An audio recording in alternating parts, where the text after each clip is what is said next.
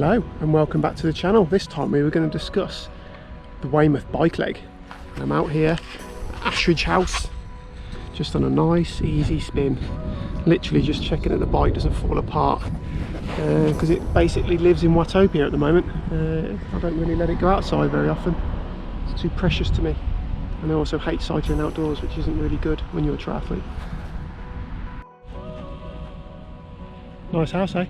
I think it's a house. Just thought I'd talk through Weymouth bike and the goal for that. I think in 2019 I did a low 3, maybe a 305, but I'm hoping this year for maybe a 245, but it's going to take a lot. It is a very tough course in Weymouth. I think it's like 900 metres of climb. What's that, 2,700 feet? Now, when we did Weymouth in 2019, from what I remember the bike course, I know there's some big hills on it and gradual climbs and all that throughout the whole thing, but the worst thing was the wind on the southern section back into Weymouth, because you basically had a tailwind the whole way out. You then chuck a left going east to west, and then the rest of the route is all the way down. It must be like 30-40k back into Weymouth, almost a straight line north to south. But we had a monster headwind the entire way and it was just so demoralising. But hopefully this year that won't happen. So tonight I'm just out on a very easy spin.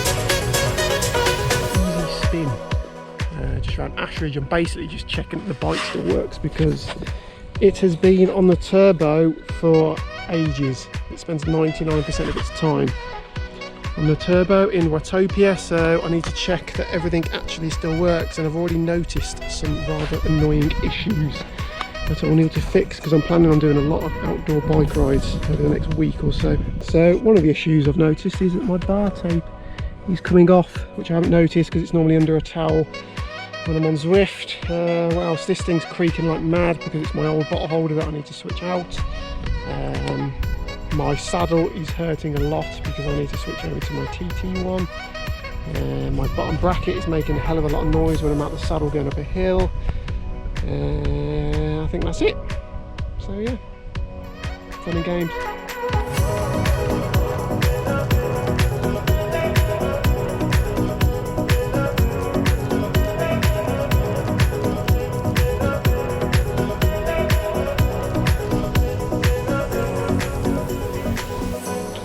So for the training leading into Weymouth, I actually think I've messed up quite a bit because I've been doing a ton of sort of VO2 max high intensity intervals and stuff, trying to raise my FTP, but I think I would have been better off focusing on sweet spot work, or you know, stuff just below that.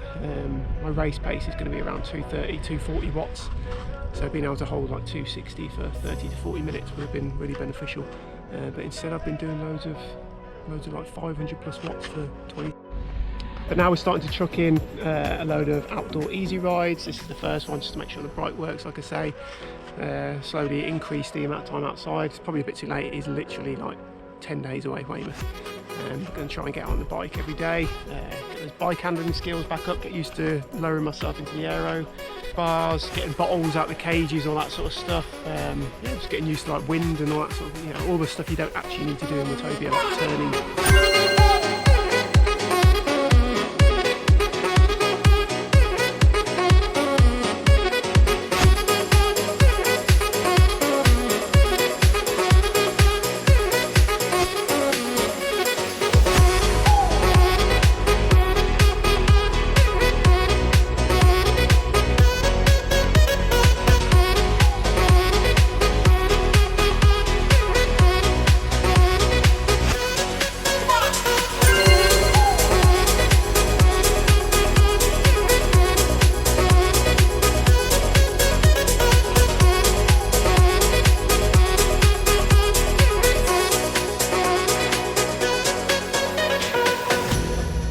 Right, so literally just getting in. Only been out an hour, but just thought I'd go on a little bit of a rant because about 2 minutes before I got home, I could feel the presence of a van just off my shoulder. I could even see from the shadow being projected onto the road by the sun. I actually thought it was a bus, the shadow was that big. Did a couple of, turns behind, saw the front of a white van, thought nothing of it. It was on a descent in the middle of rush hour traffic on the way home, so I couldn't believe how close this guy was to me. The second there was any chance for him to overtake, and I wouldn't even say it was a chance to overtake, they obviously bombed it past. It was a police riot van.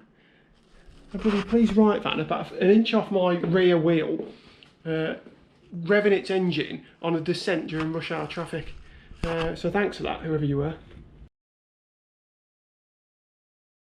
Good morning again, everyone. You join me outside for the second time in a few days.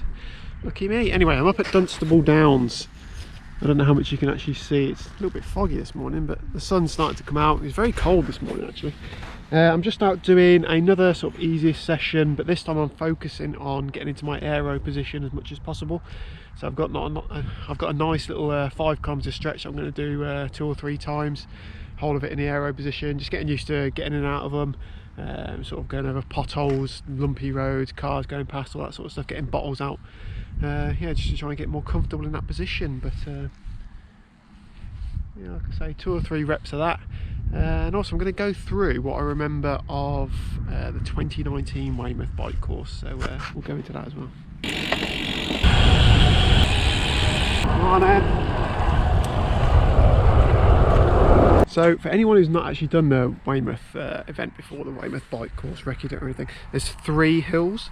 I've actually made some notes, so I might just end up reading these off, but the first one is at 4 kilometres in, so it's actually really quite early. And I remember as well from 2019 there were people walking this hill at 4 kilometres in. I don't even think it's the worst one, but that hill is called White Horse Hill. It is 1.8 kilometres long, 4.5% grade, which I managed in about 6 minutes.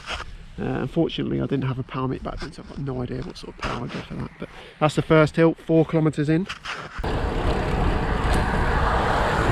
Following that, or much later on in the course actually, at 61 kilometres, so towards the end really, or 2/3 of the way, and you've got Revels Hill.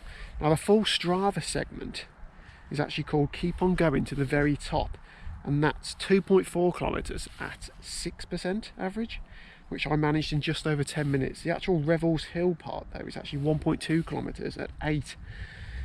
So not very nice at 60 kilometres. That's going to be a bit of a stinger. The good news after that though is you've basically got 20 kilometres of descent. I don't really know, I don't remember what the descent's like, whether it's sort of freewheeling for literally 20 kilometres or whether there's loads of turns like Stafford, but that'll be a welcome relief. And then the final hill is at 83 kilometres, and that's Whitecombe Climb, and that's a nice little 3.2 kilometre stretch at 2%. But it's much steeper at the end, so that 2% probably isn't really accurate for what you're going to be doing there. Which I took around 10 minutes to do in 2019. So yeah, I think my overall aim for those 3 will be to try and average, because I'll be riding to power this time, try and average sort of my FTP, so 275 watts up those. Hopefully I'll be able to go a little bit faster up with the aim really to get the slow bits over as quickly as possible, then recover on the descent. Right, so just going up to the end of this ride now, 3 reps done. Probably a good 20-30k aero position, so at least an hour or so in the TT bars, which is really good. Just up at Whipsnade Zoo now, just on the corner over there. Yeah, just heading back home now on the long route. One more time over Dunstable Downs and then back through Ashridge. So in the next video I'll be covering all things running, so I'll see you in the next one.